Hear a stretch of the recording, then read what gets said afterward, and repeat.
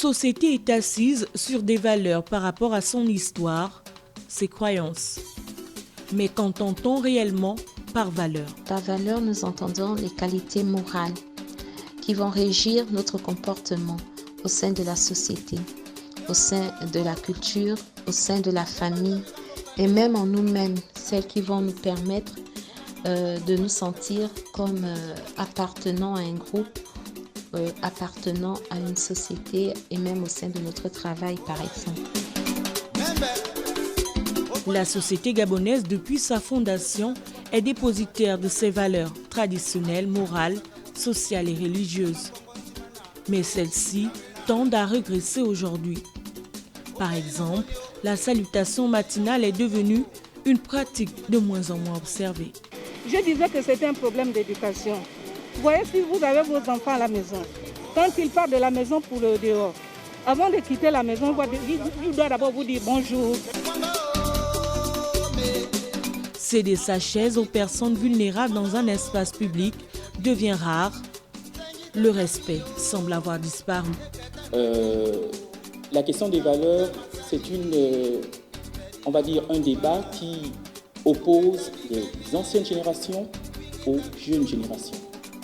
Alors, ce sont les anciennes générations qui, le plus souvent, se plaignent des comportements, entre guillemets, déviants des plus jeunes.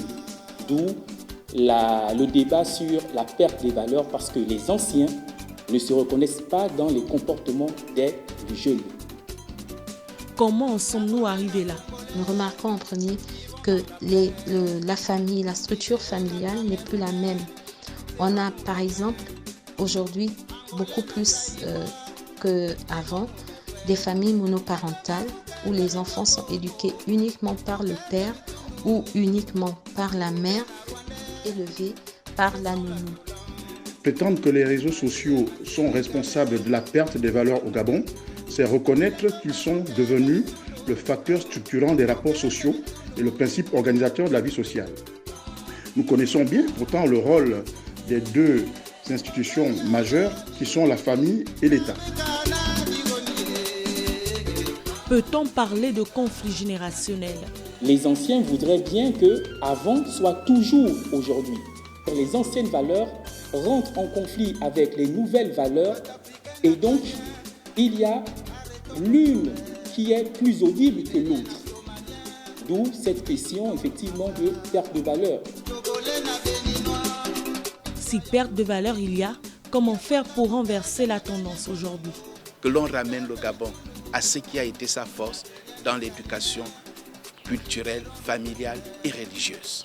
Au Gabon, ce que nous ont toujours transmis nos pères est ce qui devrait demeurer au-delà de la modernité, car l'ouverture à la mondialisation ne devrait pas être un prétexte pour se détourner de l'essentiel, c'est-à-dire des usages qui fondent un meilleur vivre ensemble, comme le respect de l'autre et des aînés.